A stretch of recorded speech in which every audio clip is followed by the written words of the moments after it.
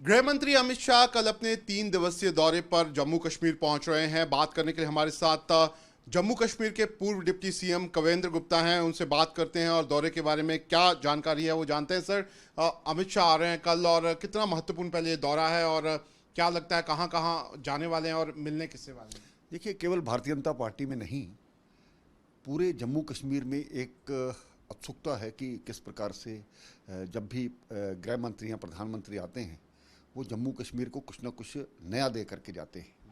तो एक तो बड़ी देर से पहाड़ी स्टेटस का जो दर्जा था उसके लिए लोगों की एक डिमांड थी। मुझे लगता है कि उनकी इस डिमांड को भी पूरी होगी।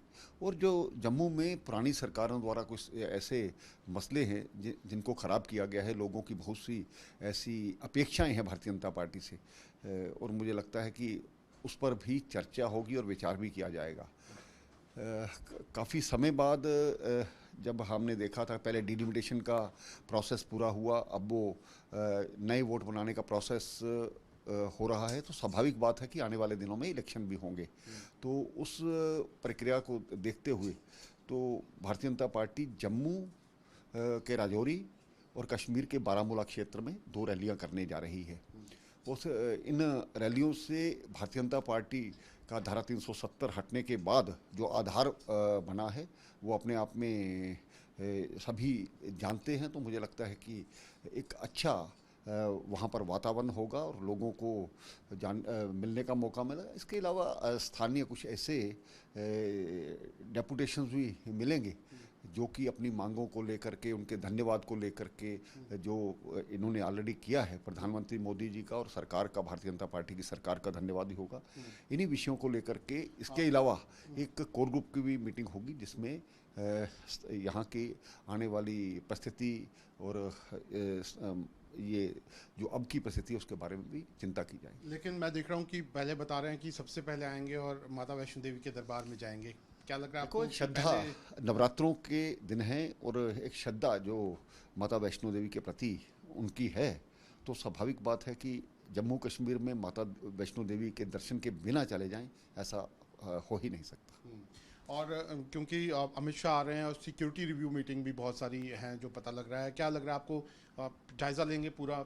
देखिए, जैसे मैंने कहा कि आने वाले समय में और इलेक्शन भी होंगे, और पिछले दिनों में भी पाकिस्तान द्वारा जो यहाँ पर प्रायोजित मिलिटेंसी है उसमें टारगेट किलिंग्स भी की गई। तो स्वाभाविक बात है ये गृह मंत्री होने के नाते यहाँ का जो यूनिफाइड कमांड है उसकी मीटिंग लेंगे और अगली रणनीति भी बनती है कि जम्मू कश्मीर में जल्दी से जल्दी अमन और चैन लौटे।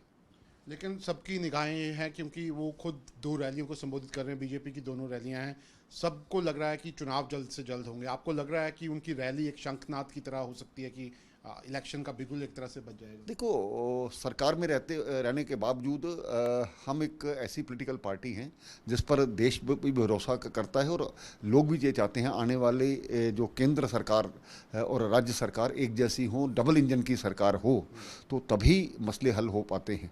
तो स्वाभाविक बात है कि एक राजनीतिक पार्टी के होने के नाते हम एक आने वाले समय में इलेक्शन में जाएंगे और इलेक्शन में ये भी हमारी ये नारा है कि 50+ लेकर के भारतीय जनता पार्टी की यहाँ पर सरकार बनेगी। तो यहाँ पर गृह मंत्री जी के आने से कार्यकर्ताओं को बल मिलेगा। और क्योंकि पहाड़ी जो स्टेटस का मुद्दा है वो एक बड़ा मुद्दा बन रहा है, हम पिछले देख रहे हैं 6 महीने से लगातार ऐसा कहा जा रहा है कि शायद आके वो मतलब अनाउंस कर सकते हैं। क्या आपको लगता है कि ये कुछ हो सकता है इस तरीके से? देखिए, सरकार की क्या नीति है वो तो वही जानते हैं, लेकिन काफ़ी उन्होंने पहले से ही इस प्रकार की जो मांगे हैं उस पर गौर किया है। तो मुझे लगता है कि जरूर जो लोग वंचित रहे पिछली सरकारों के दौरान अपने अधिकारों से, उनको अधिकार दिए जाएंगे। तो आप देख सकते हैं ये है कवेंद्र गुप्ता। साफ तौर पर कहना है कि गृह मंत्री जो हैं वो 2 रैलीज जो हैं वो यहाँ पर उनको संबोधित करने वाले हैं। खास साफ तौर पर ये लग रहा है कि इलेक्शन का एक तरह से बिगुल जो है वो यहाँ से बच सकता है अमित शाह की विजिट के बाद, और एक बड़ी सिक्योरिटी रिव्यू मीटिंग जो है वो यहाँ पर लेने वाले हैं। वीडियो जर्नलिस्ट इजाज़ अहमद के साथ शाहनवाज खान, न्यूज़ नेशन, जम्मू।